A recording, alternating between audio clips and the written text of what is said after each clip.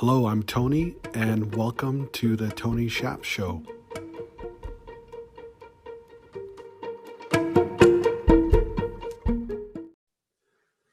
Well, hello, everyone. Thanks for joining us again. This week, I have a special guest. His name is Dharmesh with Fullcast.io. I'm super grateful for his time. I know he's a super busy guy. So thanks very much for making time for us and the audience to learn more about you. And how are you doing today? I'm doing very well. Thank you, Tony. Awesome. Thanks again. I'm super grateful. So I wanted to start off with, the top 10 with Tony. And my famous question when I open up with is, what's your one word open? Well, how would you describe in one word how you're feeling right now? Like you said, gratitude. Uh, I'm grateful for what I do. I'm grateful for the people that I get to work with every day. And I'm grateful for everything that I've been given. So, uh, you know, uh, I'm pursuing what I like to do. And I feel blessed. Wonderful. I love that. So let's start off with, how did you get in this business? How did you get started? And tell us more about at a high level what you do, Yeah. just for us to have a better understanding with Fullcast.io. Yes. My background has largely been, a large enterprise. Spent about 17 years at Microsoft, another 4 years after that at Salesforce. My last 7 years at Microsoft, I was running business planning for Office 365, and then went into engineering of some aspects of Office 365. Landed up at Salesforce, and in 2013, right in the middle of or at the beginning of their annual planning cycle. My co-founder right now, he had worked with me at Microsoft. He's the guy who actually took me to Salesforce. Uh, and so both of us looked at the opportunity of how planning is done at large enterprises, how tedious the process is, and it's largely an Excel-driven um, process. And our view was, large scalable business processes cannot be done in Excel. It's just too much work, too complicated, too error prone. And so we thought about, we looked at options, and none were available. And so we decided to solve the problem ourselves, and essentially built Fullcast as a platform to streamline go-to-market planning for teams, and help them get the plan deployed. So cut down the time it takes to build a plan, and then really make it instantaneous to get the plan into action. Wonderful. And would you be able to tell our listeners about one of your, your biggest wins that you've had recently, and what did you learn from it? Yeah, I think the biggest win, I would say, apart from the customers who've trusted us, we are a really small team actually, all things considered actually, and we have some really large enterprises that take dependencies on us, and so we have a team of 9 people supporting about 15 or 16 large enterprises, and we're growing and signing up new customers. So the biggest win for me has been to have a team of people that can work independently. We are a team that's, like I told you earlier when you're chatting, spread within Seattle and San Francisco, and you're able to do that because we don't require a lot of close supervision of people. And I think that win is the ability to hire the right kind of people, uh, who can think independently, who can work independently, but for a collective purpose, right? I have worked in large companies, and I know manage teams, and I know how much of a time suck management of people can be, and getting them to do what you think and pushing towards a common vision. Not really easy. So for me, that is, I think, the biggest win. Wonderful. How about, I know we don't like to talk about failure, but it's there. We all have to learn from it and move on. And it's what makes us sometimes, generally speaking. So Yeah. I'd love to hear about, one of your biggest failures and what you learned from that. That'd be wonderful too. Absolutely. I mean, everything that we do, like the wins come because you've learned something on the failure side, and that corollary to that is I've failed in sort of anticipating some people early in the beginning when we were building the company, right? And it was how we were hiring people and how we were interviewing people and bringing them onto the team. And we realized quickly was that half an hour interview, just getting to know each other, and making a decision after three or four people have spoken is a disaster. Mm.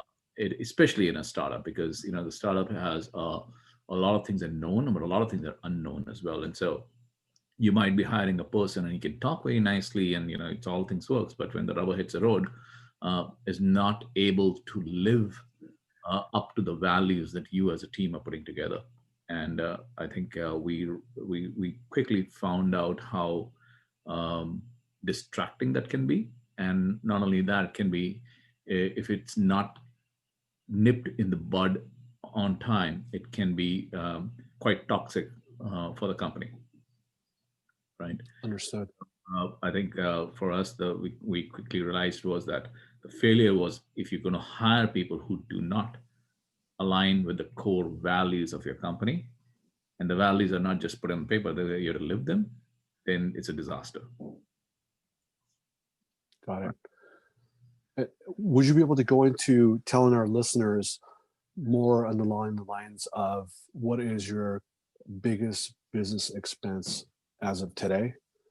People, people, getting the right set of people. I think, uh, like any company, right? Payroll is predictable, and payroll happens every month and on a clockwork, and so people become the biggest expense item.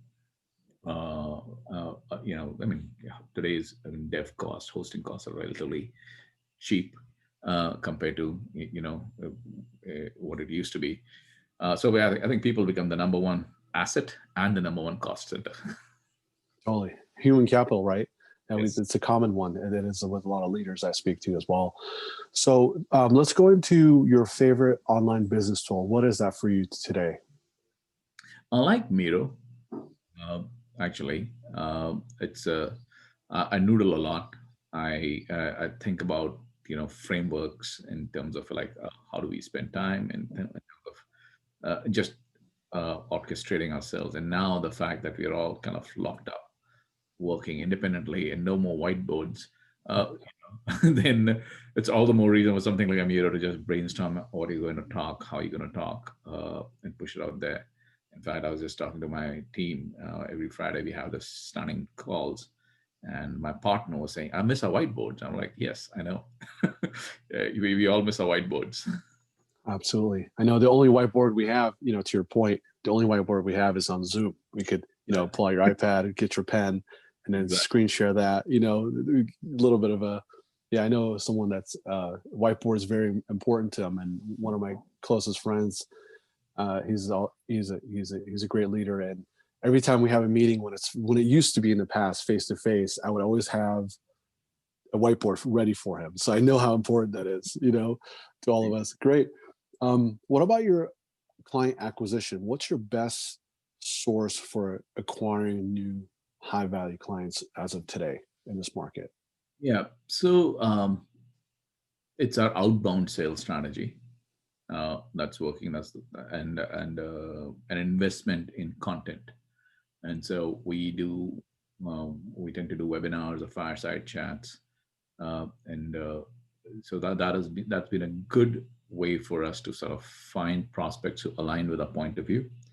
Um, at this stage, we don't even think that everybody is going to be our customer. So it's like the classic crossing the chasm moment. So we are looking for early adopters who are visionaries, who are thinking ahead of the game, and so for us in outbound, it is a filtering exercise of really figuring out, is this person a fast follower or an early adopter? And so for us, that has worked well, and references from our existing customers, right? Wonderful.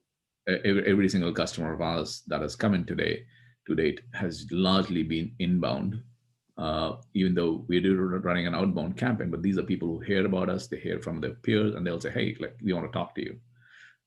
Right. So that's how it's been working. It's a balancing that what we call is seeding putting the seeds in the ground and through content and thought leadership out there, which attracts people who think like us, and then they reach out to us and say, "Hey, can we talk?" Well said. Yeah. I love it. Now let's go into the next thing. If you were me, Yeah. what is the one question that I should be asking you that I haven't yet, if any? So I would love to hear, what do you think is a question that I should be asking that I'm not asking? Uh, I think you asked all the right question. The only piece that I would just say is uh, how do you keep a bunch of people together in a startup, right? Startups by definition are very fragile and hard work, a lot of grit, a lot of resilience, and then it's a hard job, like sort of keeping the flock together, sort of committed to the mission. So I think that would be one thing I would just dive deeper into, like how do you keep your team together? How do you focus and get people to focus on? But I think you picked up all the right question actually. That those are the right, the most important ones. Awesome. Thank you. And let our listeners know, as we're coming to a close here, let our listeners know how they could get a hold of you, however your preferred method of communication is, whether it's your email or a Twitter handle or your customer service or your website. Just let people know what your website is and how they can get a hold of you or to your team if they're interested in hearing more, or if they have questions for you. Please feel free to do that now. Yeah, so I think LinkedIn is great. LinkedIn, Dharmesh Singh, or my email address, dharmesh@fullcast.io. It's pretty straightforward on that one. Those are the two best places, best ways to go. I mean, I'm on Twitter, but I'm generally more reading than tweeting. But I think the LinkedIn works really well, good for me. Wonderful. Thank you. And as we're at the close now, I'd love to hear your one-word close on how you're feeling right now compared to the beginning. Same. I'm delighted and grateful for getting to meet you, actually. Awesome. Right? It's always, yeah, we're on the business of sort of dealing with people, and every new person that I meet, I'm grateful for you giving us this opportunity. Same here. I'm equally as grateful. Well, there you have it, everyone. There's Dharmesh with Fullcast.io. We had the privilege of speaking with him today. It's been awesome. And thanks for sharing more about who you are, your story, your background, and what's important to you. So till next time, thanks, everybody, and goodbye. Thank you.